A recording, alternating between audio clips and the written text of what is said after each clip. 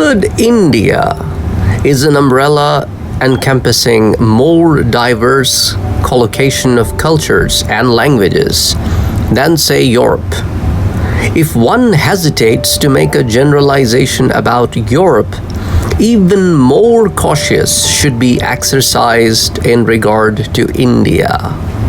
So, also, the subsets of Indian faiths comprehended under the term Hinduism have an almost unlimited diversity. No possibility exists of bringing them under one summarizing phrase, or of suggesting that they are in agreement about what should be said and done in the world. They are really not one religion, but rather a family of religions. The term Hinduism is of relatively recent coinage, and it was first used by outside observers looking on what seemed to them a distinctive religious and cultural complex. Modern Hindus have been accustomed to using it themselves when speaking or writing in English.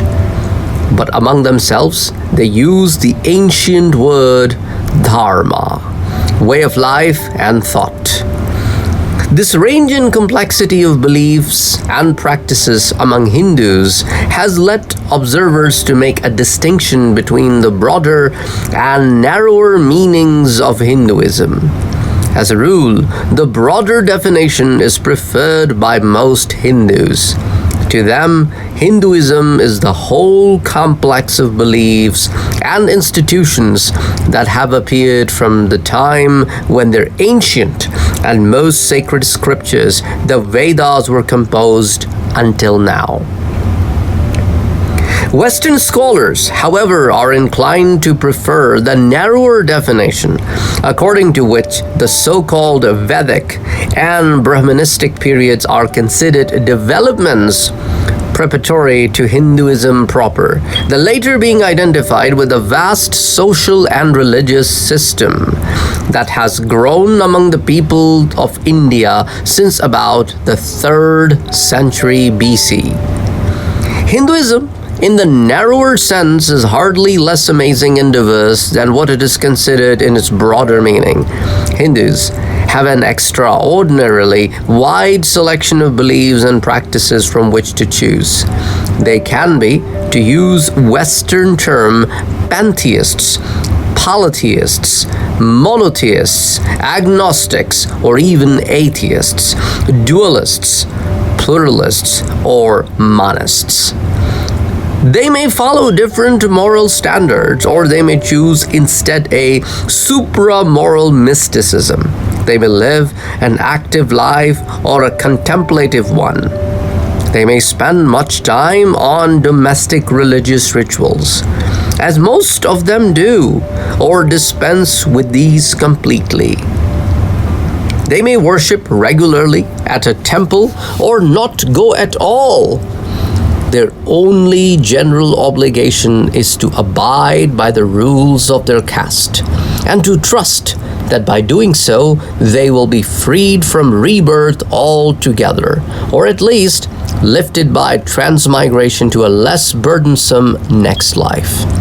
So today we will start the topic of the religion of the Vedic age, starting with pre-Aryan India.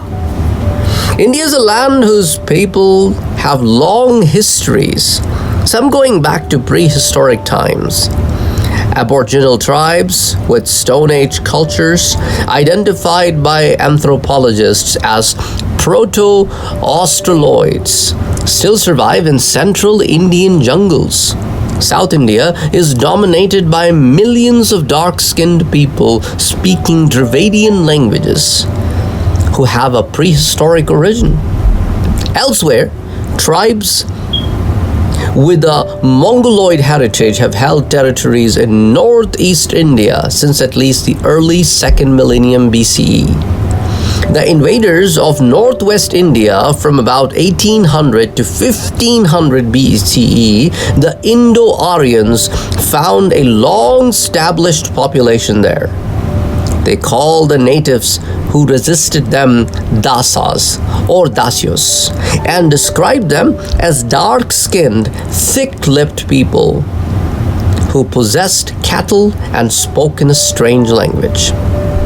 The dasas may have been surviving representatives of an earlier fast-declining culture that had been developed before 2000 BCE along the Indus River and its tributaries, by a people of mixed origin and diverse ethnic composition, who combined to produce a Bronze Age civilization with a well-developed art and architecture brought to light by excavations of fortified cities at Harappa in Punjab and Mohenjo-daro in Sindh.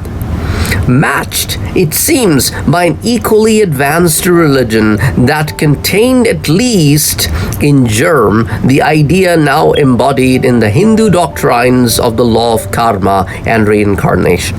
Archaeological remains include many mother goddess figures and small seals frequently featuring the bull and the buffalo.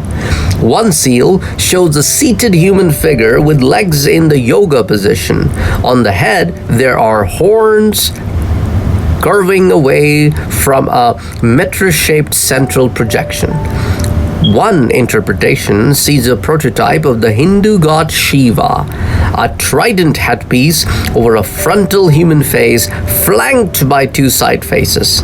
Another interpretation perceives a buffalo head with side dewlaps, suggesting that the hybrid figure represents a royal counterpart to the fertility goddess. Unfortunately, no extended samples of writings have been found, and the brevity of the text upon the seal frustrates useful deciphering. The disappearance of Indus civilization was probably due more to increasing aridity of the climate than the invasion of Indo-Aryan tribes. In the next part, we will explore the coming of the Indo-Aryan. Till then, take care of yourself. Assalamu alaikum wa rahmatullahi wa barakatuh.